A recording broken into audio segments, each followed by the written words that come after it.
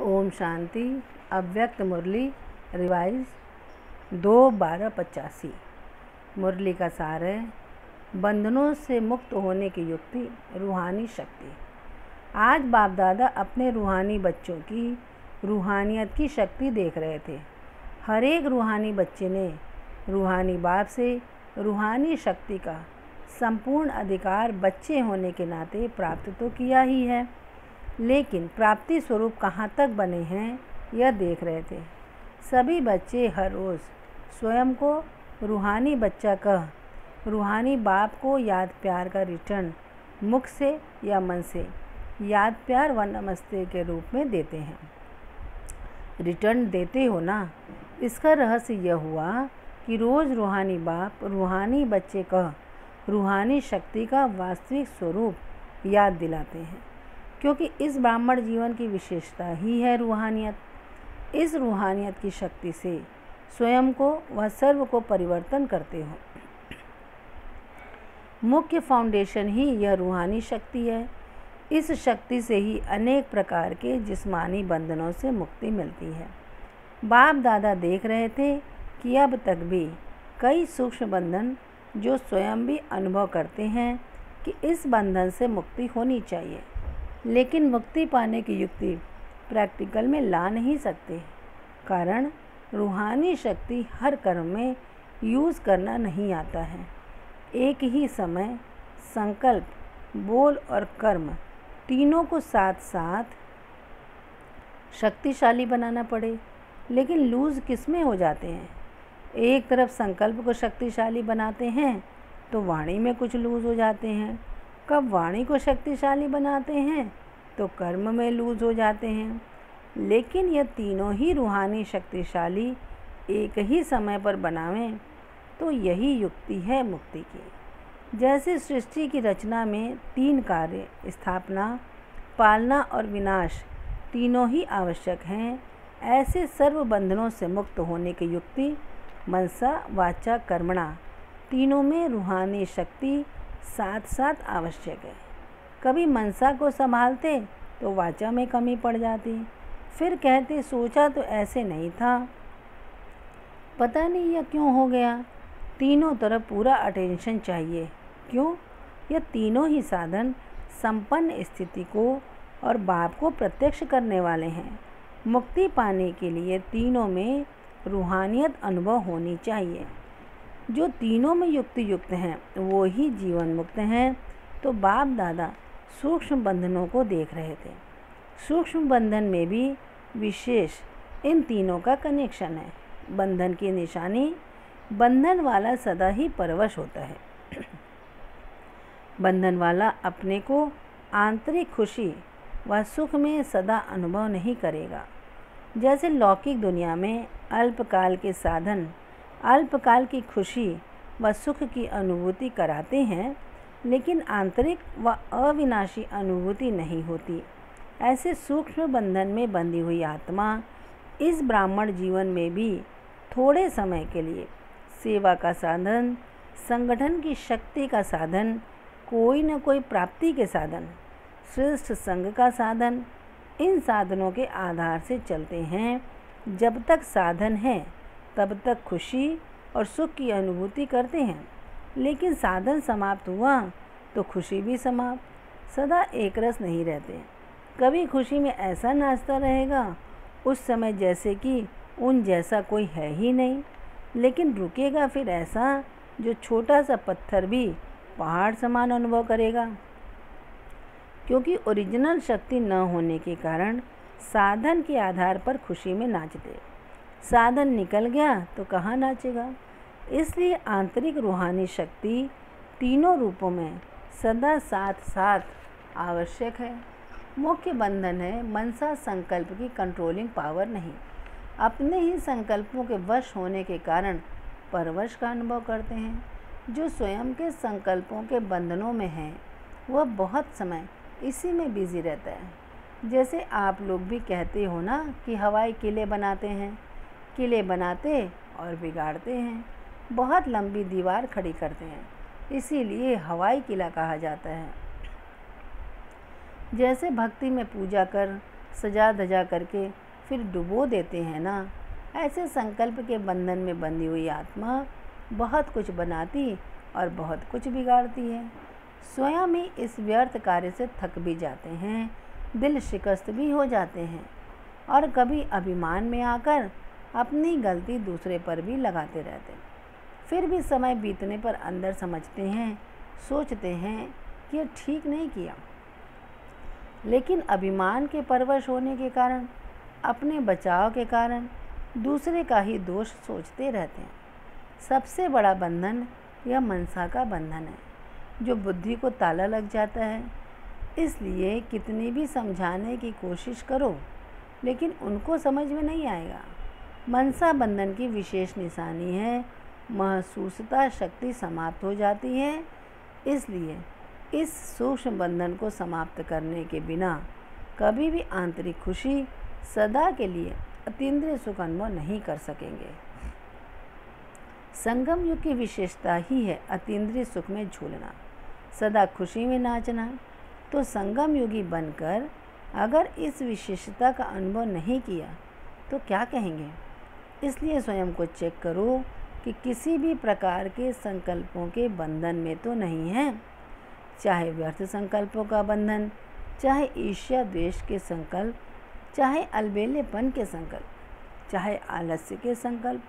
किसी भी प्रकार के संकल्प मनसा बंधन की निशानी है। तो आज बाप दादा बंधनों को देख रहे थे।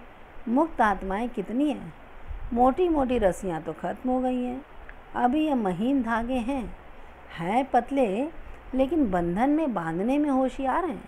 पता ही नहीं पड़ता कि हम बंधन में बंध रहे हैं, क्योंकि यह बंधन अल्पकाल का नशा भी चढ़ाता है। जैसे विनाशी नशे वाले कभी अपने को नीचा नहीं समझते, होगा नाली में समझेगा महल में, होगा खाली हाथ अपने को समझेगा राजा है। ऐसे इस नशे वाला भी कभी अपने को रॉन्ग नहीं समझेगा, सदा अपने को या तो राइट सिद्ध करेगा व अलबेलापन दिखाएगा।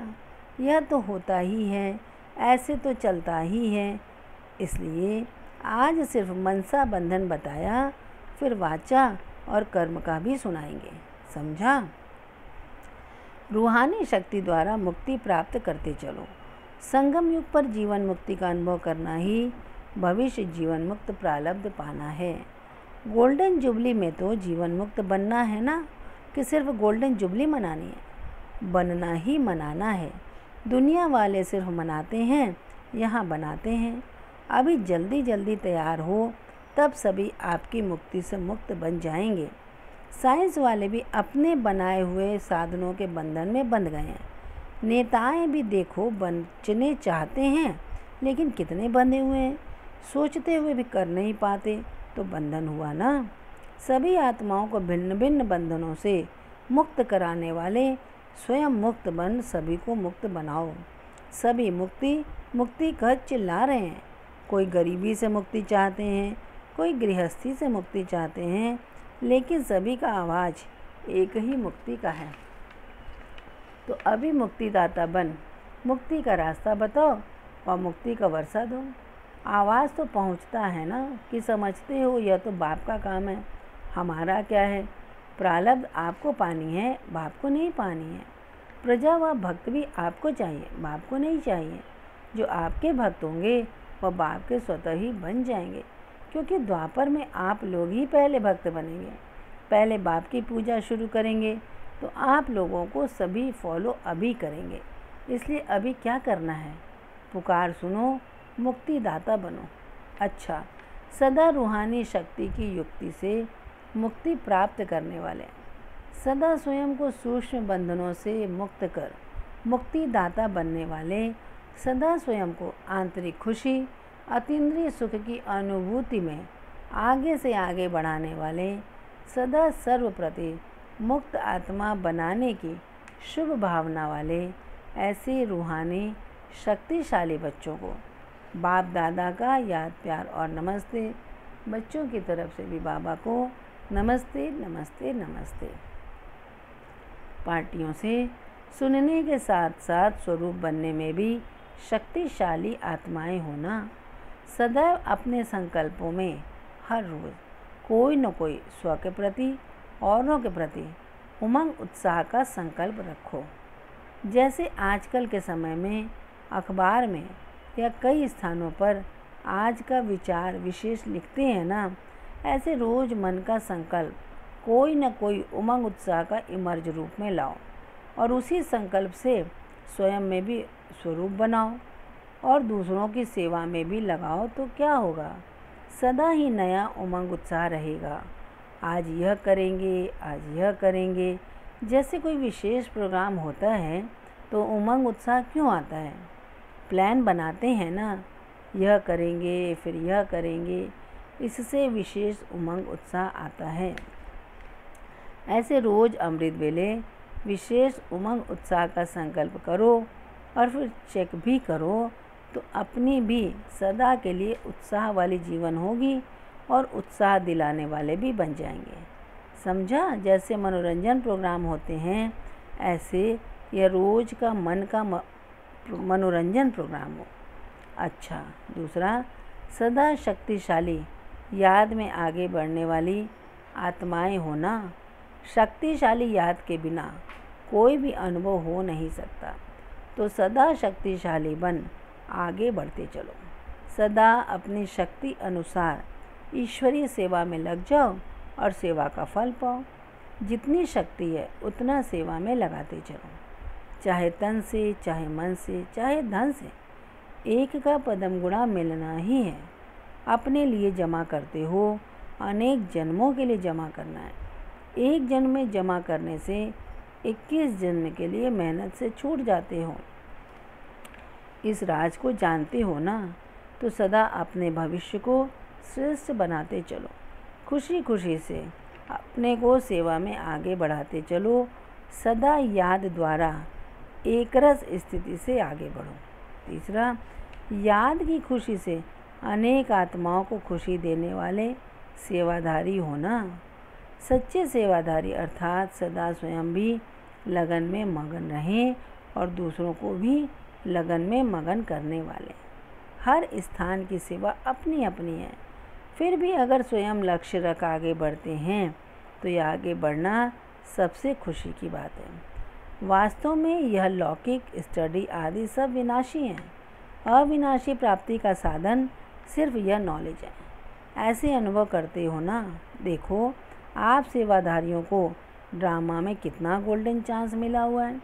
इसी गोल्डन चांस को जितना आगे बढ़ाओ उतना आपके हाथ में है। ऐसा गोल्डन चांस सभी को नहीं मिलता है, कोटों में कोई को ही मिलता है। आपको तो मिल गया। इतनी खुशी रहती है दुनिया में जो किसी के पास नहीं, वह हमारे पास है। ऐसे खुशी में सदा स्वयं भी रहो और दूसरों को भी लाओ। जितना स्वयं आगे बढ़ेंगे उतना औरों को बढ़ाएंगे। सदा आगे बढ़ने वाली, यहाँ वहाँ देख कर रुकने वाली नहीं। सदा बाप और सेवा सामने हो बस, फिर सदा उन्नति को पाती रहेंगी। सदा अपने को बाप के सिकले दे हैं ऐसा समझ कर चलो। नौकरी करने वाली कुमारियों से, पहला, सभी का लक्ष्य तो श्रेष्ठ है ना।